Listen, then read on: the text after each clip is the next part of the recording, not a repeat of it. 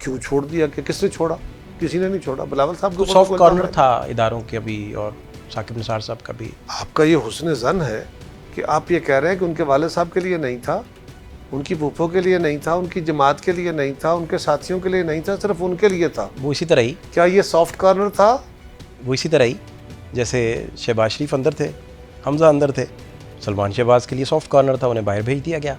Same इसी तरह ही सलमान शहबाज को भेज दिया गया या चले गए, ये आपको पता होगा, मुझे तो नहीं। अभी मैं तहरीक इंसाफ के चेयरमैन का टीवी पे बैठ के नाम नहीं ले सकता। जब भी बोलते हैं वो रियासत और रियासती इदारों के खिलाफ जहर ही उगलते हैं ना। जरदारी साहब ने भी ईंट से ईंट बजाने वाली तकरीर की थी जी, एक दफ़ा ही की थी, उसके बाद कभी उन्होंने ये लफ्ज़ लेकिन उस पर कभी माजरत नहीं की कि मैंने माजरत खाऊं, वो ना को छोड़िए, वापस ली कभी। वो माजी का लफ्ज़ चला गया ना। बात यह है कि गुजरावाला में नवाज शरीफ साहब ने भी। आप प्लीज़ कंटिन्यू करें, प्लीज़ प्लीज़। मैं सिर्फ ये अर्ज कर रहा हूँ कि जरदारी साहब ने माजी में एक बात कही, वो ना कहते तो बेहतर होता, पर हो गई।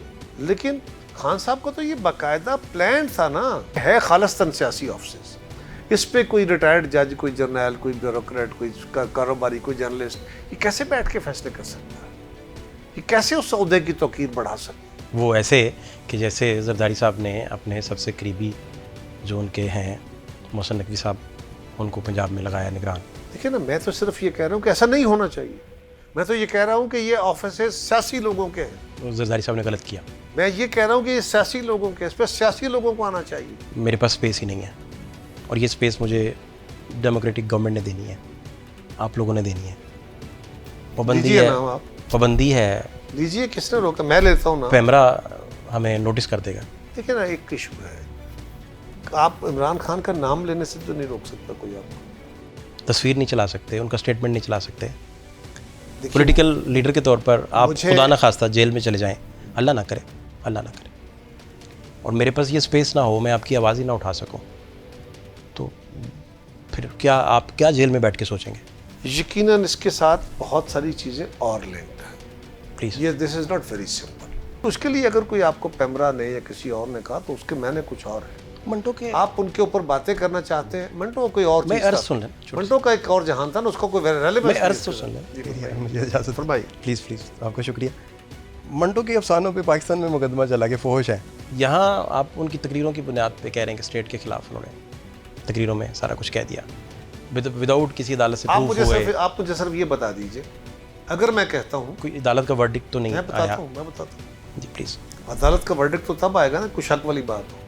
अगर वो कहते हैं कि मुझे गिरफ्तार किया गया या मेरे खिलाफ कोई एक्शन हुआ, तो तुमने बाहर निकलना है, हकीकी आज़ादी के लिए निकलना है, और उस तरह निकलना है जिस तरह तुर्की के लोग निकले थे, जिस तरह तुर्की के लोगों ने टैंकों के आगे खड़े होकर नारे लगाए थे, हलफ दो मुझे, निकलोगे कुरान उठाओ। इसके क्या माने निकालते? शक शुबा रह गया आपको? फिर भी इसका किसी कोर्ट फिर से आपका हुस्न जान है, जो चाहे करें, बाकी आपका हुस्न जान।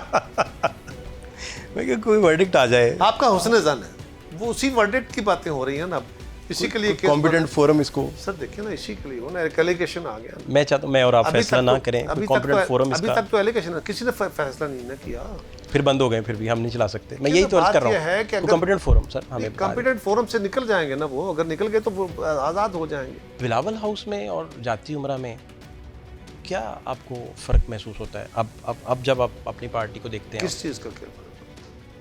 पीपल्स पार्टी का फ्लेवर और था, नून का फ्लेवर और था।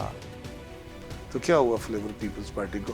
क्या पीपल्स पार्टी आज डेमोक्रेट नहीं रही? क्या पीपल्स पार्टी आज प्रो फेडरेशन नहीं रही? क्या पीपल्स पार्टी आज प्रो लेबर नहीं रही?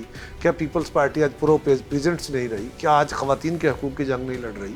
क्या आज मीडिया की आज़ादी की बात नहीं कर रही? पीपल्स पार्टी ने कौन सा ऐसा गलती काम कर दिया जी? नवाज शरीफ के प्रिंसिपल सेक्रेटरी जेल में रहे, इमरान खान का प्रिंसिपल सेक्रेटरी लापता, बाद में वो बादम अफवाह बन के आया। कल कला बिलावल अगर पावर में आ जाते हैं और प्राइम मिनिस्टर बन जाते हैं, तो उनके प्रिंसिपल सेक्रेटरी भी इसी रवायत के ऐसा तहत। नहीं होना चाहिए। जो कुछ हुआ, क्या उससे पाकिस्तान का नुकसान नहीं हुआ? आपके खिलाफ ख्वाजा आसिफ नवाज शरीफ साहब जब सुप्रीम कोर्ट चले गए थे मेमो गेट स्कैंडल में, और पीपल्स पार्टी और वो सारा कितना चेहरा मस्क हुआ था, वो भी तो नुकसान हुआ था। उस वक्त ये था कि हमारे किसी बंदे ने, इल्ज़ाम ये था कि हमारे किसी बंदे ने अमरीकी हुकूमत से मदद मांगी है। निगरान वज़ीर-ए-आज़म का नाम आने के बाद पता चलेगा कि वो कितनी देर चलेगा। तो इस तरह की स्पेकुलेट देखें फेडरल में हर बंदा ये बात। देखिए ये जो होती है ना जी, लंगर गप कह लें या जो चाहे कहवा खानों की गपशप या जिस तरह ड्राइंग रूमों के अंदर बैठ कर लोगों की अपने ये कहानियाँ हैं, 60 दिन में या 90 दिन में इलेक्शन हो जाएगा, होना चाहिए। जब चाहिए लग जाता है साथ तो फिर थोड़े से होना होगा।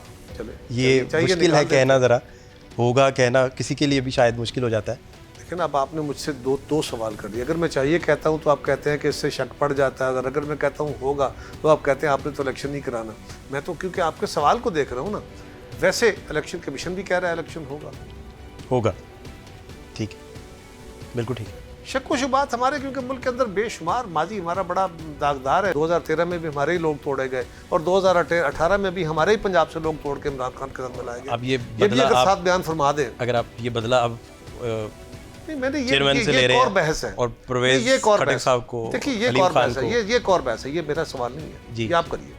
मैं तो ये कह रहा हूँ कि आप मुझे जो कह रहे हैं ताना दे रहे हैं कि अब मैं कमज़ोर हो गया, मैं बिल्कुल हो गया हूँ कमज़ोर।